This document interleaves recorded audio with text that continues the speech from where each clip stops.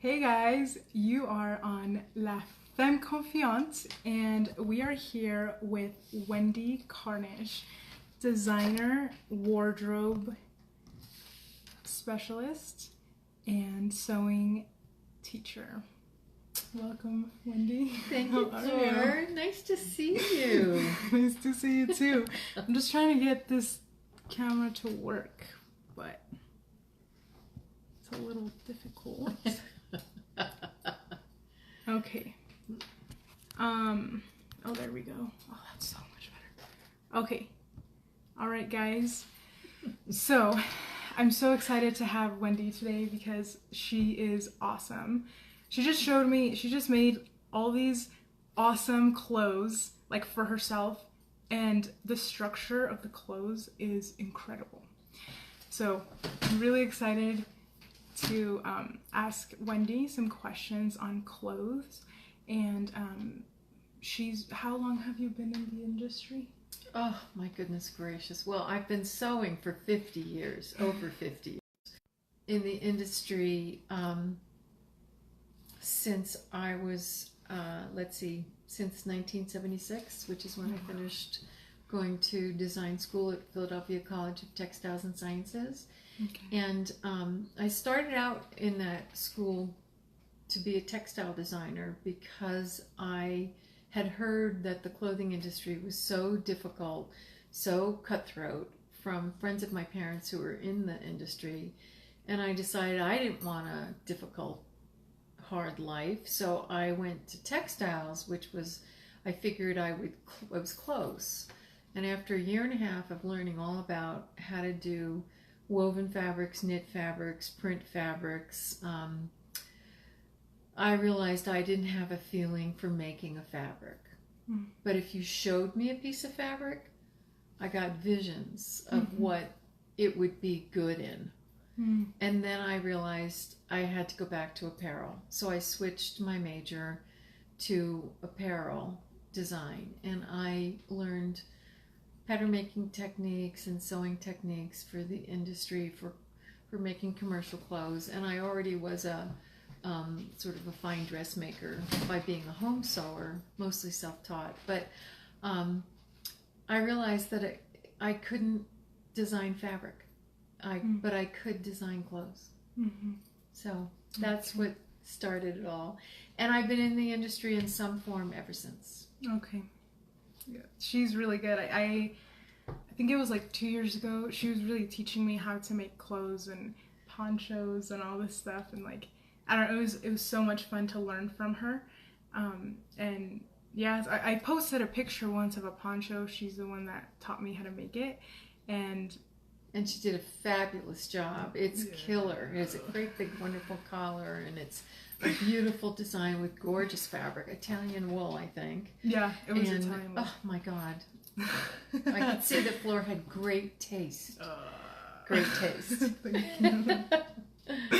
you. So basically we just really want to talk about what body types, what fabrics look best on the type of body type you are.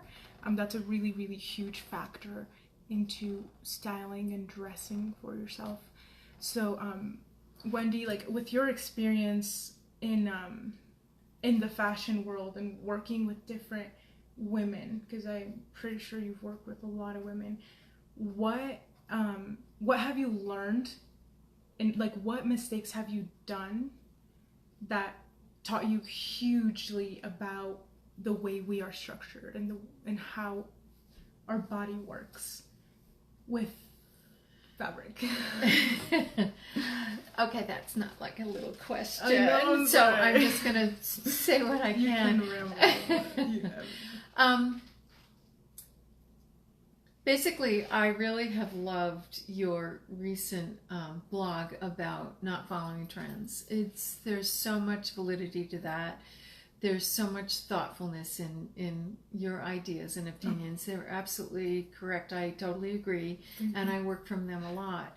And basically what I do is that we're all individuals. We all are a particular set of genetic and behavioral attributes that then give us the bodies we have. Mm-hmm. And what I feel is that what we all want to do is be self-expressive. And so I think that there's parts of your body that you want to accent. For me, it's my head and my face. I happen to have a long neck for such a short person, which is the only two things that are long about me are my neck and my feet. I have big feet for such a short neck. But so what I do is I am wanting to not show so much of my midsection. Since menopause, there's not much of a waist anymore. However, I'm more conscious of it than other people are. Okay. So how I work with my own body and other people's bodies is I really work on what's like the best part of them. Mm-hmm. For some people, it's their legs. So we definitely dress them showing their legs. Okay. For other people like me, it's my chest and my face and my head and my neck. So I frequently wear low-cut things and a necklace to sort of accent that this is a good part of me. And also it's lengthening. When I wear a lower neck, then I look a little taller.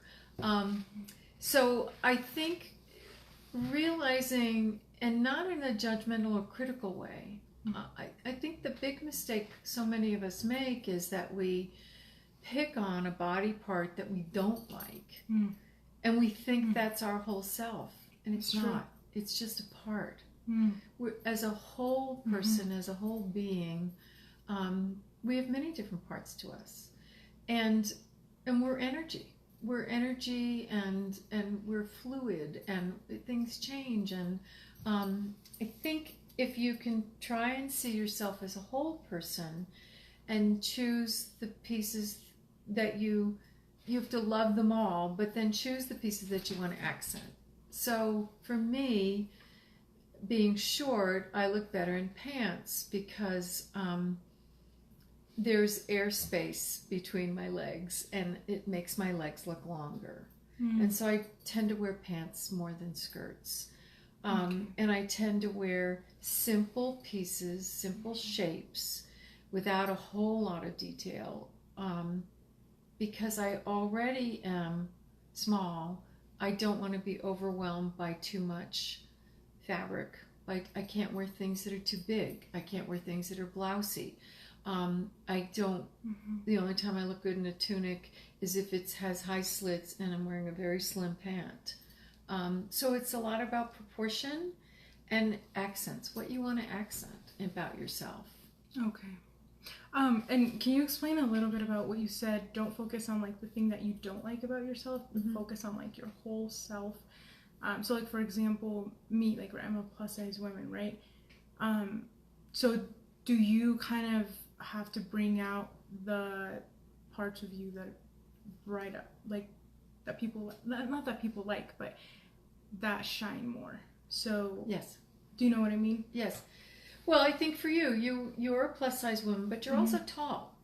You're tall enough that your stature and you have a rounder shape, but you have fantastic hair, a fantastic face, unbelievable eyebrows, and I think that you really play up your features in that way. Your hair is fantastic. I don't have fantastic hair. You do.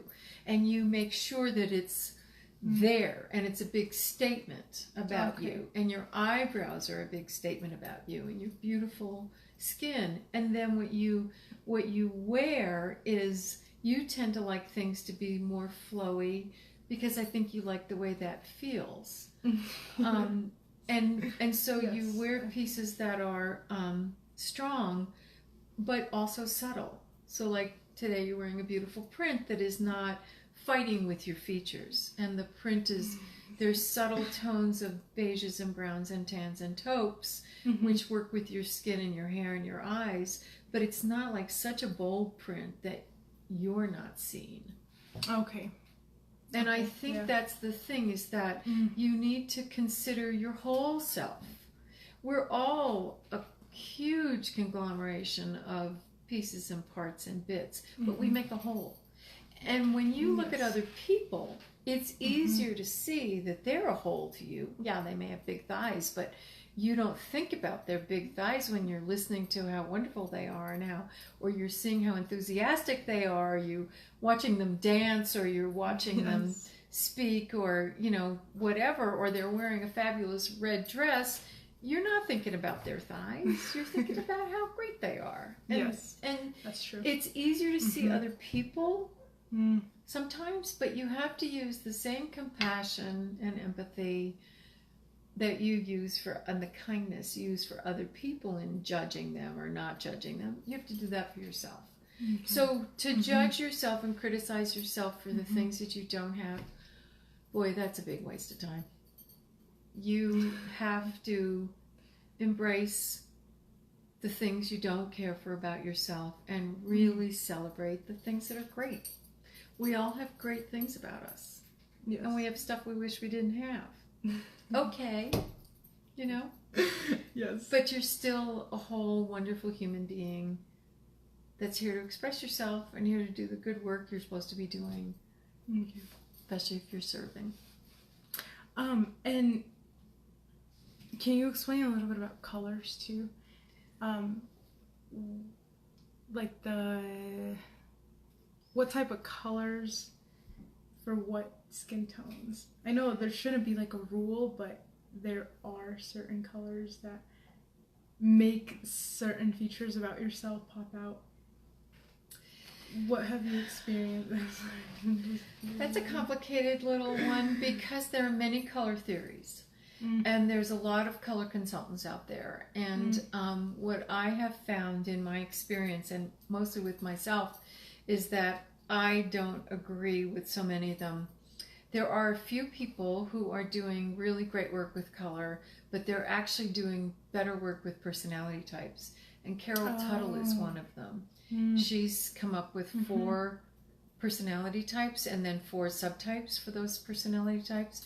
There's another guy whose name is John English, who does a color theory on you plus a style theory. So, in other words, I'm not blonde anymore, but I used to be blonde, and I have light pinkish skin, pale pinkish skin, and blue eyes that aren't terribly dark or terribly strong. They're sort of mid, and they tend to be a little grayish. And consequently, the color theorists thought that I should be wearing pastels. And their opinion is that the colors you're wearing should not overpower the colors of your skin, your hair, and your eyes. And what I found was I actually have a big personality, even though I'm a short person. And I have a big, dramatic, glamorous streak in me. And for me to be wearing pastels was not a good fit. That's true. Energetically. Yeah. And personality-wise.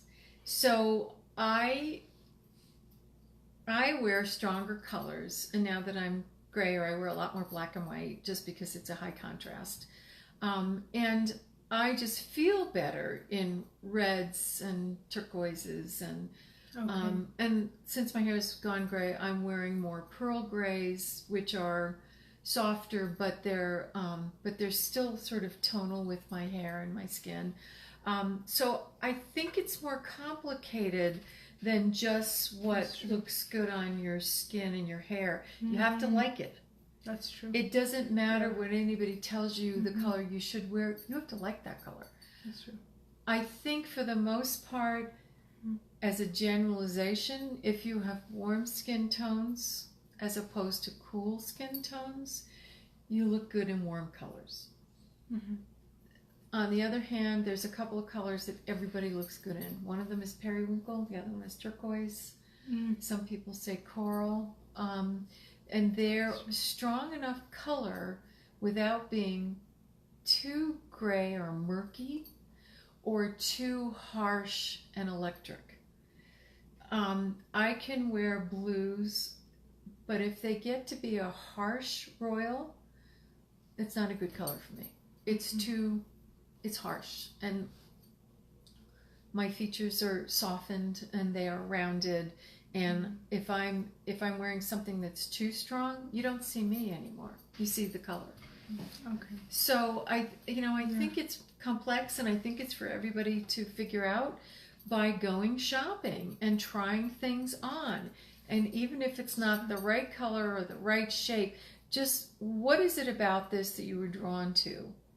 So when it comes to actually purchasing, and I do this with my students about fabric as well, is it needs to be the right color, the right shape, the right price, and the right fit. And if one of those things are missing, chances are you're not going to wear the damn thing.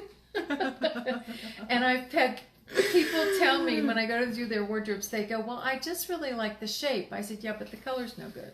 Or they'll say, but I really like the color. I said, yeah, the color's great, but the shape is bad. And so it has to have all those things. Yes, that's true. Otherwise, I mean, I think we all have had pieces in our closets that we put on, and we stand and look in the mirror, and we go, and take it off and wear something else. And we don't always know why.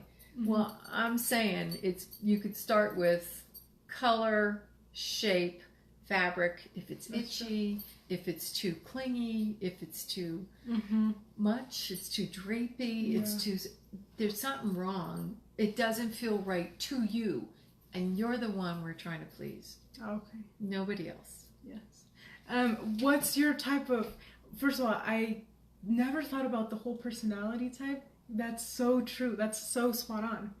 And I'm always like, oh, it's about like your skin tones and blah, blah, blah. But like, and it is. It is. Somewhat. But also about your personality, which I never like thought about. Yeah. And so that's totally, because for me, sometimes like a lot of it is like my mood. Yeah. So before I dress, like it depends on my mood. And I think that's why I love clothes so much, is because they can instantly like switch your mood sometimes. Yes. But if you stay in that state of like depressed or you're mad or whatever, and because I've had this happen where I'm like mad or angry or whatever, and then I just wear like some gray sweater and sweatpants, which isn't bad, right? You know, because you're comfortable, whatever. But I've noticed that like throughout the whole day, I'm just kind of like depressed and mad or whatever, right? Yeah, it's an interesting point, and also it's the opposite is true. If you want to, if you're going out in the world and you are wanting to project yourself, you're trying to either at a meeting present yourself in the best light, get attention in a good way, you need to beef it up. You need to up your game. If I want to go and present myself and be really seen, I wear red. And it's a big, strong color that shows confidence and a little bit of a risk taker. It's attention getting. And conversely, if I'm having a day like that where I'm feeling a little depressed or a little upset and I don't want attention, I'm not wearing red. Yes. So if you're going to wear a strong color, which you like and looks good on you, you better be in the mood to get attention. Yeah. Because it's coming. That's true. And if you don't want the attention, do not be wearing that red. That's so true. It's so funny that you brought up the color red. I'm totally going to share this because this is like really funny. But back in the day when I was like a little girl and me and my friend Lupita, we like, I don't know, we would not wear red. It was like we would only wear blue, and it was like this stupid theory that we had about like never wearing red, and we were only gonna wear blue. And blue is probably not your absolute best color. And we would go shopping with like our moms, and my mom was like, hey, like look at this red shirt, it's gonna look so good on you or whatever. And I'd be like, no mom, like I can't wear red, like oh, that's weird or whatever. And they would always question us about it. Yeah. And we were like, we can't tell you. No good answers. No. Well, you were young. Yeah, we were like 10. But it was really funny. And what's your style? You've been kind of talking about it already, but what's your sense of style? What do you like to wear? What do you feel most comfortable in?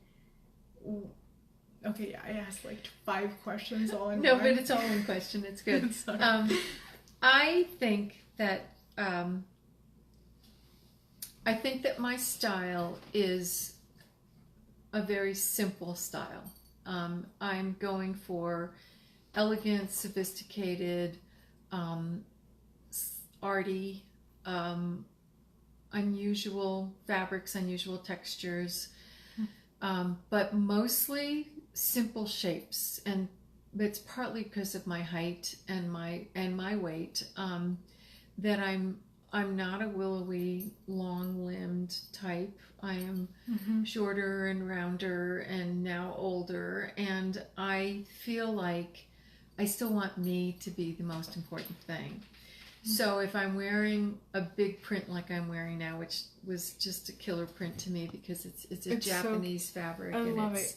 This is all one fabric. She made it. I did. I made this jacket. But because it's such a strong fabric, I'm just going to wear a very simple, no collar, no more detail. The fabric's enough detail. And then I'm wearing very simple pieces with it, but some jewelry. So I happen to love jewelry. I love accessories, mostly jewelry, but shoes as well. And so I tend to keep my silhouettes simple and sort of pared down. This is a regular, it's a set-in sleeve. It's on my shoulder. It's not a drop sleeve. It's not a dolman. It's on my shoulder. So you can tell the structure of my shape is right here. And so it gives me a vertical. And I'm looking for vertical because I'm vertically challenged. And so I look for fabrics that are unusual and interesting, and I like to combine prints together, but a lot of my wardrobe is black. I do color, especially on top, especially in the summer, but the black I wear it's not a turtleneck. It's not too big and flowy and blousy. I'm trying not to add more volume to my little short self, petite self, but I want impact. That's why I have red glasses right now. I love them. Because I want to have some impact. As the more women age and get paler and their hair gets paler, I think that's the time to go stronger with makeup and with accessories like glasses and jewelry, and your clothes. A lot of middle-aged women disappear. I'm not doing that. Oh. I'm not disappearing. I'm at the best time in my life. Yeah. This is the best, happiest time in my life. It has to do with my life experience and my wisdom that comes from making all the mistakes and fixing them or letting them go, not hanging on to regret, and just moving forward. There's still so much to live for. And so it's like so I'm here and I'm going to dress in a strong way, but it's also going to be feminine because I am very girly. But girly doesn't have to mean ruffles and lace, although I do a little bit of both of those. I have a peasant blouse that I just came up with last summer, but it's a peasant blouse with a ruffled neck, but it's very wide in the neck, and then it's sleeveless so that you have skin relief from the volume of the collar, is relieved, is balanced by being sleeveless, having skin, and not being too full and not too much collar and all that sorts of stuff. So I tend to wear pretty simple, pared down, not too voluminous, not too flowy pieces that are a little structured, but to me they're classic and elegant and sophisticated, and that seems to be what suits me. I've been through many styles, many hair colors. I've worn lots of zouave pants, which the crotch on the Zouave pants is down at your knees. You know, they're like Have you really? a Greek pant. Well, I remember Melissa. Yeah. Those types of pants? Uh-huh. Really? Well, I wore even more exaggerated pants than that. But it was a thing I went through. Yeah. And now it doesn't suit me. It suited me then. It doesn't suit me now. So I think that's the other thing is you have to let your style change and grow and evolve. What I used to like, I don't necessarily like anymore, but it's okay because there's more stuff out there to choose from. And that's the beauty of making my own clothes. If it's not out there, I can make it. Can you tell them about the time? So there was one time where I came to her studio, and her studio is really cool. And so she had a client, and she was like fitting them and everything. Oh, yes. I don't know if you remember. That was like I do. 2 years ago. Yeah. But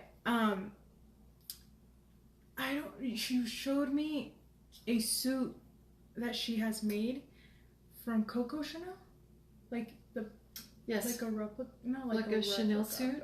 Yeah, a Chanel suit. Yes, I know what you mean now. It was like, I think it was better than the actual Chanel suit, honestly. Like, oh my gosh. So it was a Chanel type jacket in that it was a short, fairly straight, boxy jacket, but with a normal armhole and a slim sleeve.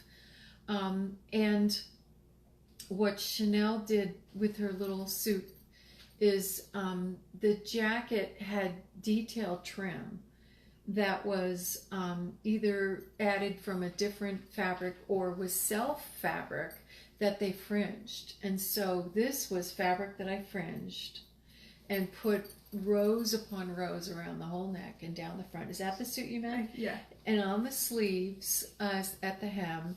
And then instead of a straight skirt, what my client wanted was more of an A-line bias cut skirt. So it had a little more drape and a little more movement. And it wasn't just a straight short skirt. She likes her skirts like T-length, so above the ankle, but a little fuller, a little bit, but not full through the body, but full in the sweep of the skirt. And so to get a bias cut skirt, the fabric wasn't wide enough, so we had to put a seam on the diagonal in it. And so what we did was, for having the seam there, I put the fringe on the outside of instead of just a seam, it was a seam on the inside that had fringe sticking out of the outside. So I think that's the suit you meant. Yeah, it was. And it was very expensive for her because it was so time consuming for me to fringe all this trim. I just sat for hours pulling threads out until I was left with, I think I had to have like 1.5 inches trim to then sew down the middle so that it had fringe on each side. And it was a very expensive project for her. And what she said to me was, if I saw this suit in a store, and it was especially if it was a Chanel suit, it would have been easily 3 times what I was charging her. And she said, I never would have bought it because it was too expensive. But she said, this way I have this suit. And I said to her, I'm sorry it's going to cost this. And she goes, you don't see me batting an eye, do you? I'm happy to pay this because it's not what Chanel would be charging to do this suit. And now I get to have this beautiful suit. Oh, yeah. Yeah. It was so good. Thrilled. Yeah, it was good. Yeah. It's a good suit. I forgot about that piece. I always, like when I think of you, I always think about that moment when you showed it to me. I was like, oh my gosh.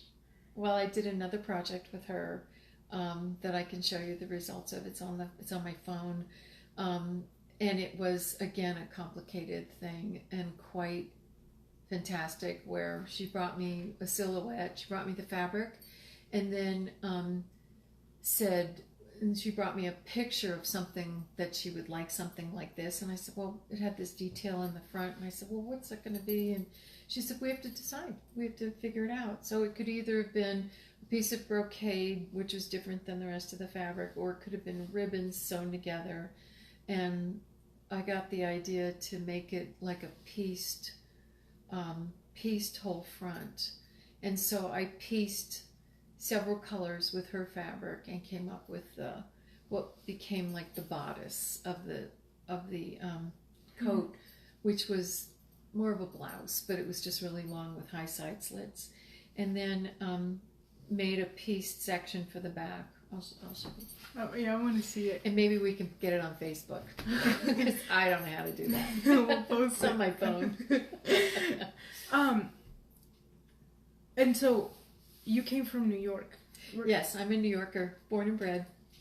Grew up in Brooklyn and then Woodstock, New York, where I was right there in the 60s with all the hippies and all the real beautiful embroidered, unusual clothing, silhouettes, fabrics, all of that. And that's partly why I dressed that way.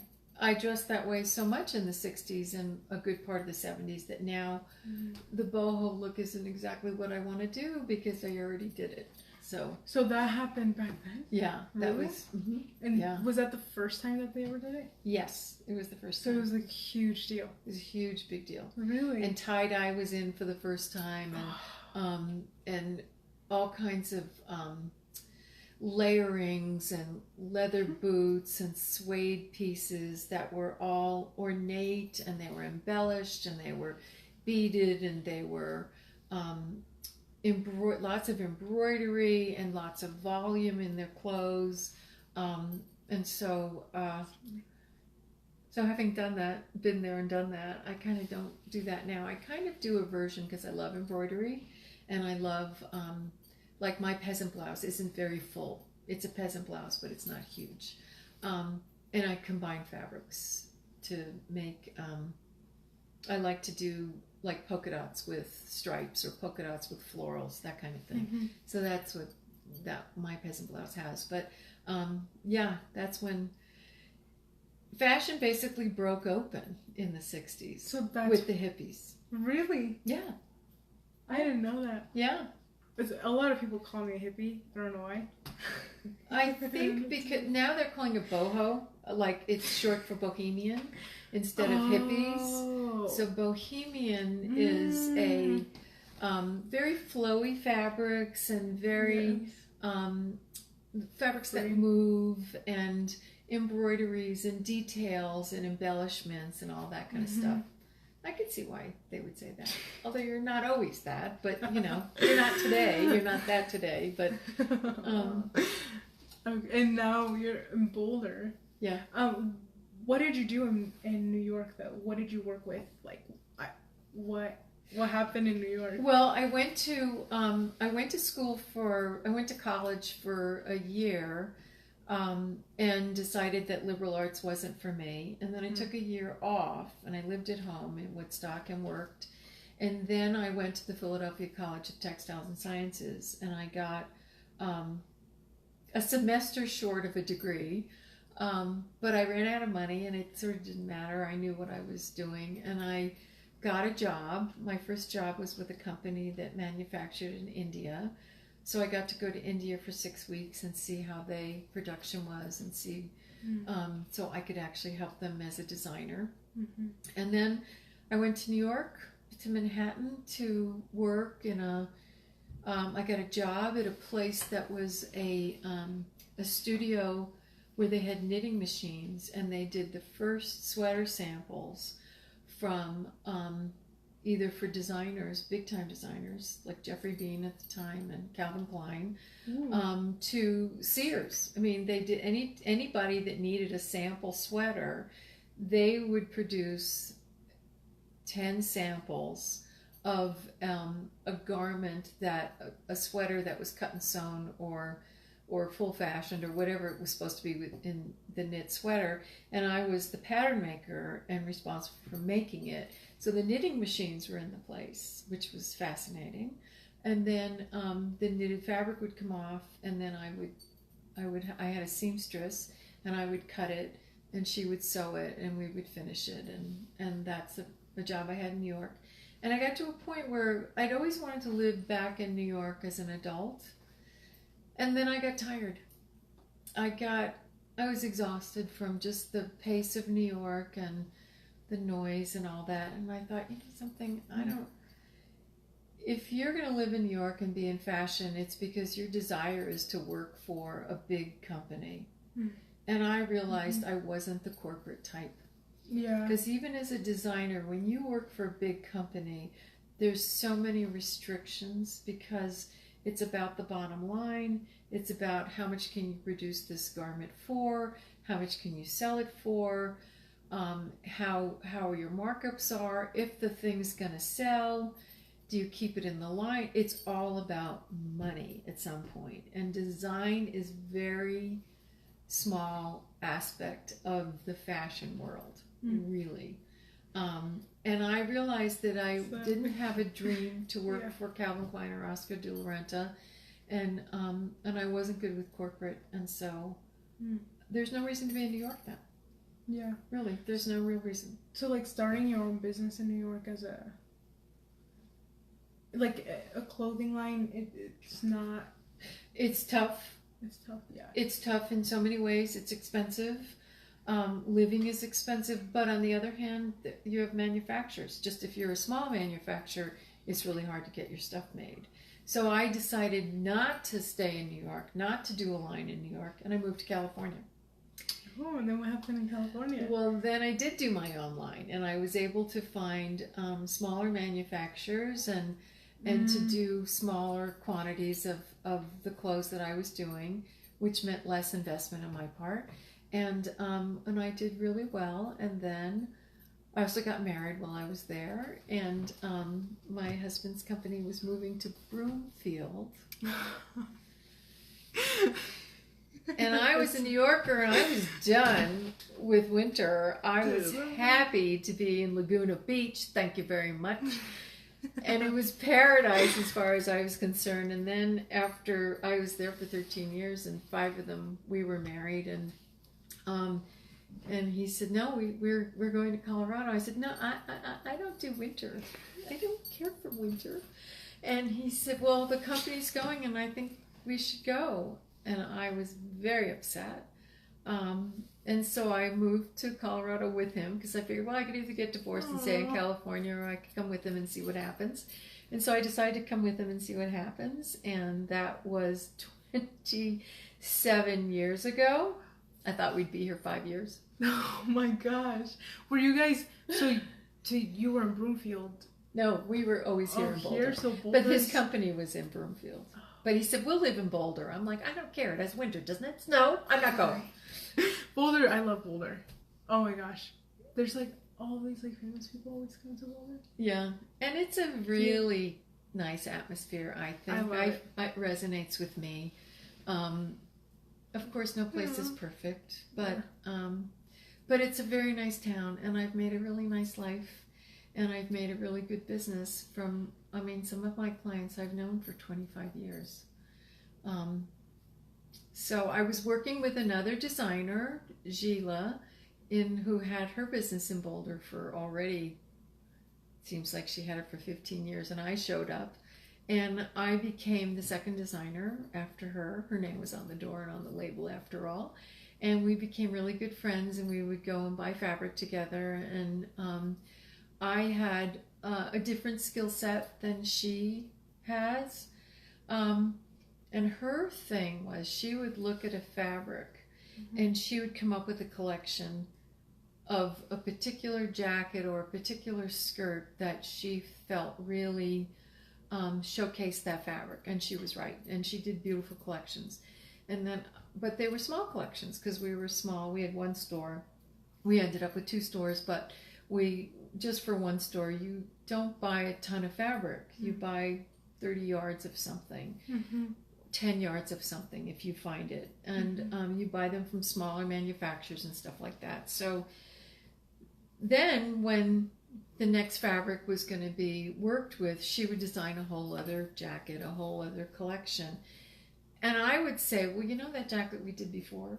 That was wonderful. Why don't we do it again? And she'd go, well, we already did that one. I said, yeah, but we did it in that fabric. But the work's already done. The patterns exist in all sizes. And why don't we use that same pattern in a different fabric. And because she was always thinking of this perfect fabric with this perfect shape, that wasn't how she was thinking, but it was how I was thinking. Like, well, we have this beautiful fabric. Why don't we make this beautiful, the same beautiful shape? And so that's what I brought, was that let's use the work we've already done again. Yeah. And so, totally. So that's what I was able to see. Is I was able to visualize the same shape in a different fabric. And also I did all the window displays, all the store displays, but it's also where I learned to put a person's personality with a garment.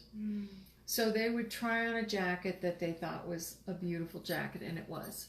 And they'd say, what do you think? And I'd look at them and I'd go, there's something not quite right about you and the jacket. And so I would take another jacket and I'd say, try this one on.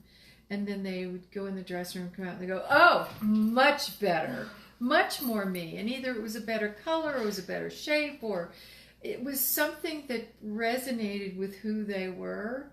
That's how I learned that, by seeing so many women of so many sizes and shapes and colorings, and all these clothes that we could put. We could match them. I could match them. And that's how I learned that. So was it always like by trial and error? That you just tested things with them, or? I could frequently go right to it, and they'd go, really? You think I should put this on? And I go, yeah, let's just try this on. They try it on. They go, okay, this is it. Really? We're done. Oh my God. How many times? Like, how many times did it take? I was there over 20 years. I mean, and it, depending on who it was, there's certain people, and this is true, I've seen this so many times, there are certain people that cannot actually make a decision until they have tried everything. Then they feel confident they can decide, because they've seen everything. Yeah. There's other personalities who walk in, they try one thing on, they go, this is it. And I go, great, and we're done. Then I might say, or somebody else might say, well, why don't you try that? You know, if they have a friend or a husband with them, they say, well, why don't you try that one? And they put that one on, and it's not as good on them. They were right. They knew the first time. So it's really about your personality. I mean, it's about your shopping style. It's about your confidence in your identity and you know what you like. There are some people that don't know what they like, that they need the approval of others outside them to say, this is really great on you. And they need about 6 people to do that. And there are others that don't give a darn what anybody thinks. They like it. They're wearing it. Conversation's done. That's it. Yeah. Okay. And what do you do now? What's your business now?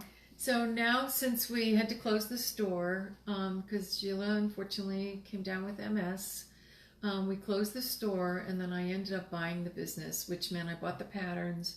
I bought whatever was left fabric-wise. I bought the button collection. I bought the thread collection. I have a lot of stuff.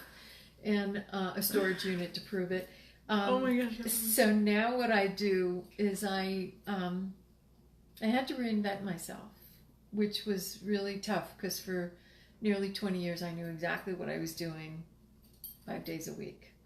And I had to come up with who I am now, what I want to do, since I was on my own. So I've developed 3 different patterns for sale where I had them digitized, and I wrote up all the instructions and took pictures to show sewers how to make this garment. And I did samples so my students could try on the right size, and we could make whatever alterations that we would make to the pattern. So I did 3 patterns, and then I came up with different courses to teach, and I came up with samples to explain how to do all of that. And then I also do some custom where people come to me with an idea, and I work with them and come up with something that's really going to suit them and their price range. And so I do a certain amount of custom. And then I started teaching, and I found that I had a gift for teaching. So I do a lot of teaching now, and I teach fit, sewing techniques, pattern work, how to alter a pattern to fit you, how to, what's the best shapes for you, what are the best colors.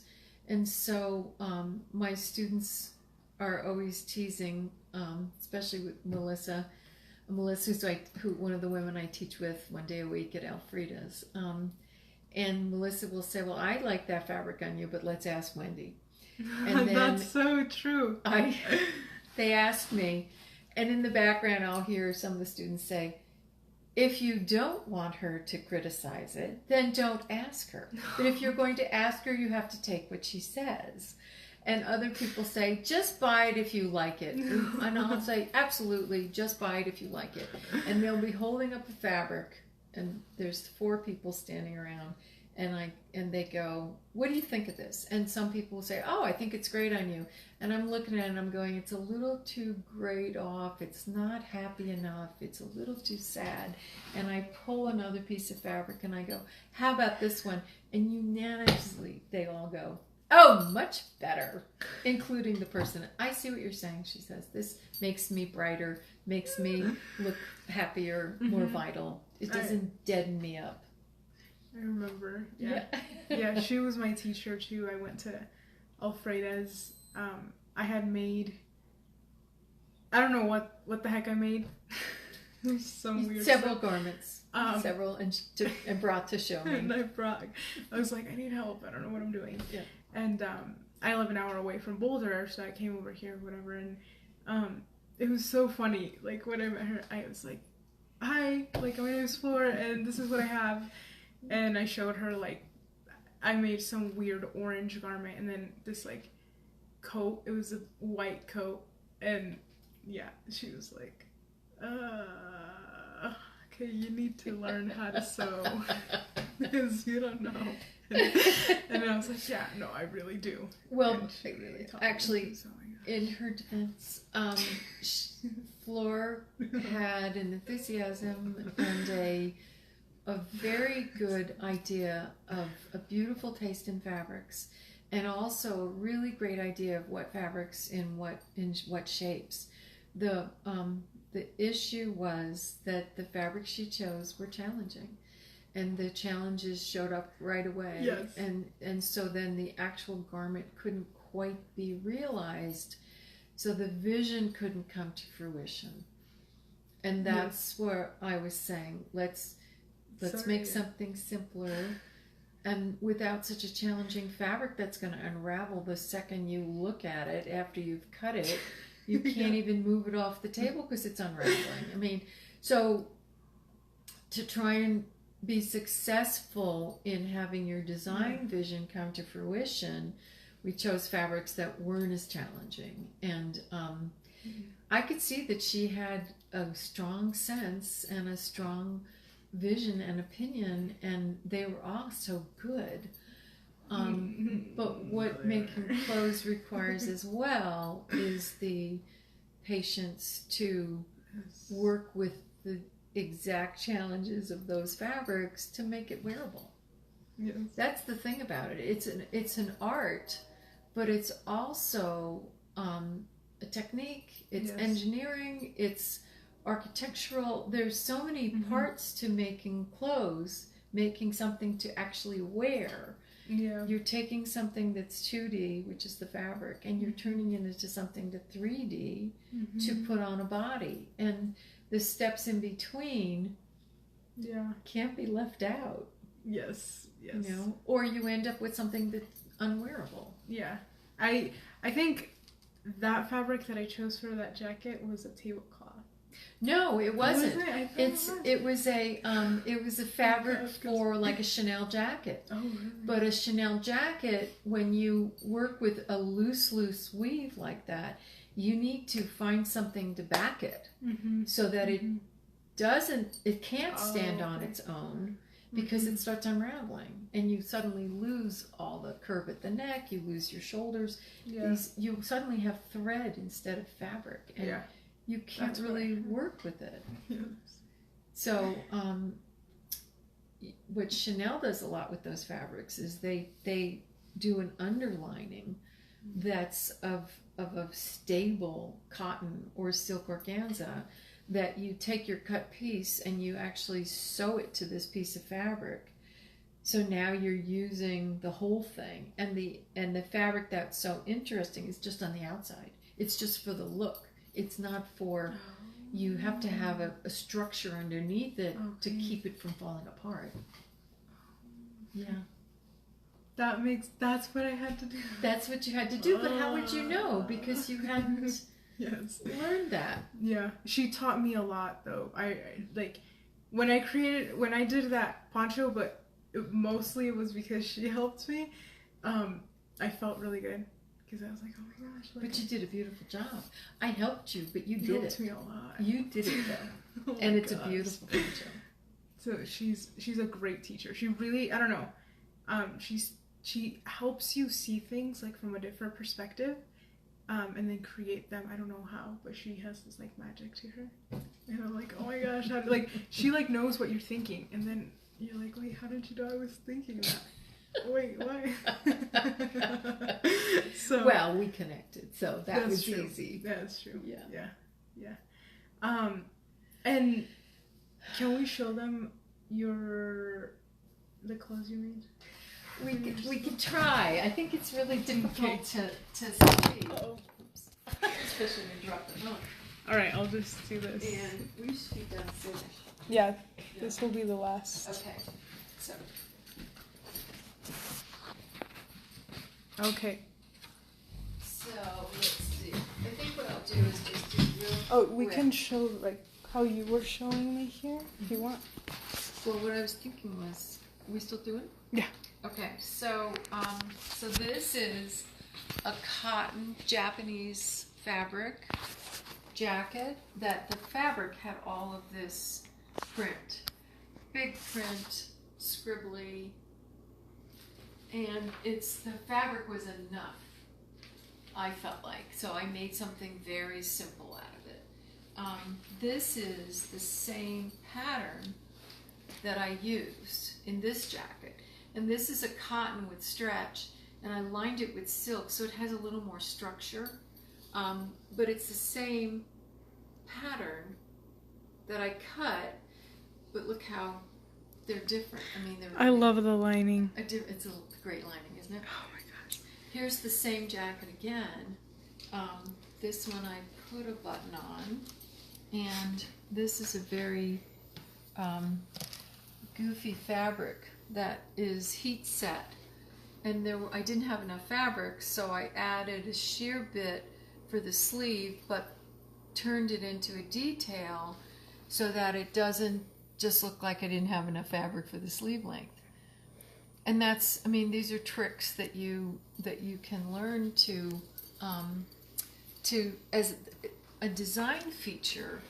But it started with just wanting a simple jacket out of that fabric, and it ended up with this interesting sleeve because I didn't have enough fabric. So that's the kind of stuff I do.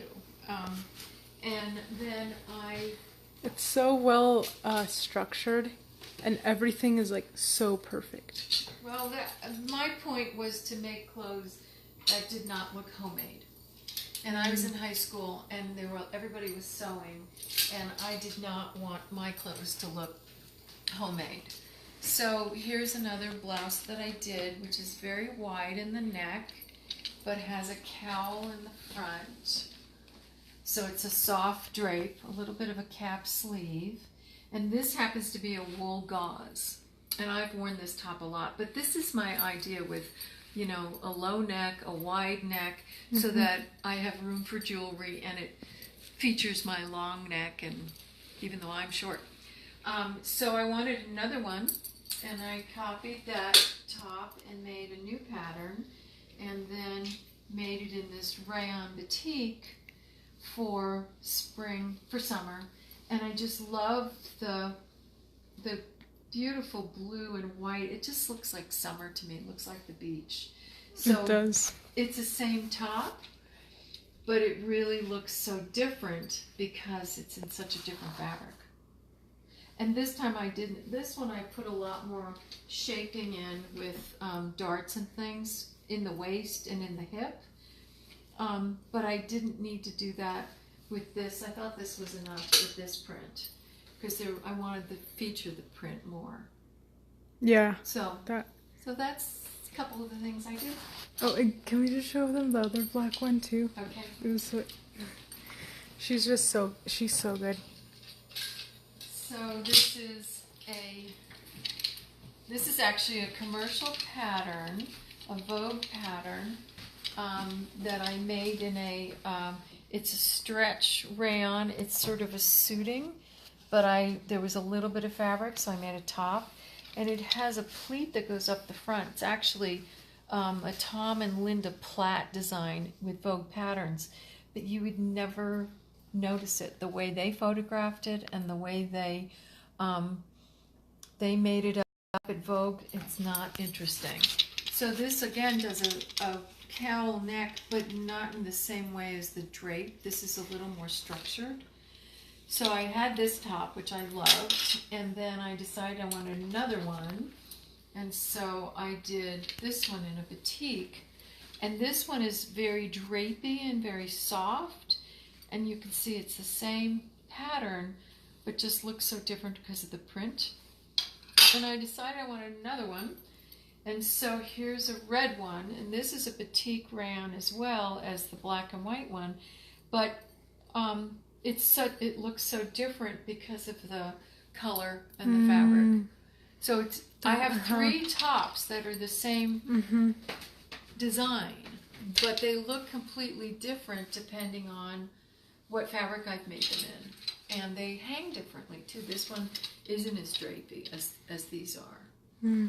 So that I believe in, if you get a good silhouette and your pattern works and it fits you really well, which takes work to get there, why not use it more than once? Yes. And I think if you just choose...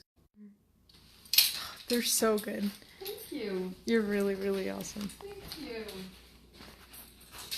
All right. All right. And let me just... Did we go past our time? Say again? I think we went past our time. Yeah, we did. All right, guys. Well, this was... See how short I am compared to her? She's a whole lot taller. So thank you guys for watching. This is so much fun. Thank you so much for letting me interview you and have this awesome talk with you. Like, honestly, I was so nervous, like, on the way here. I was, like, doing, like, breathing techniques and stuff. So I was like, oh my gosh, like, I'm gonna interview Wendy. Wendy's, like, amazing. I love her personality. But it's just me. Yes. It's just me. It's just us. It's just us. And what's your website name? It's wendykarnish.com. wendykarnish.com. Do you have a Instagram page and Facebook page? I don't, but I have I don't have a Facebook page for my business now, just for myself. But it's Wendy Sheehan Karnish. Okay. S-H-E-A-N, which is my maiden name. And I will periodically post some things I've done, like I've done some quilts that aren't quilt-like, and I posted them on there every now and then. I'm not that good at that. Not that good at marketing. Well, we'll get you on all those platforms and start her, because her clothes, like her collection, is really like professional. We should show them. Can we do it on the... Yeah, we should. Why don't we post the website? Yeah, we'll just post the website, and you guys can see her collections and everything. It's awesome. So have a great day, guys, and thank you so much for watching. I hope you guys liked it, and you can also add Wendy on Facebook. Her personal? Yeah. Yes. Okay. Yeah. I don't know. Maybe not, but on her personal as well, Wendy Karnish, and her website wendykarnish.com. So have a great rest of your day and weekend, and I hope you guys kick ass. Bye.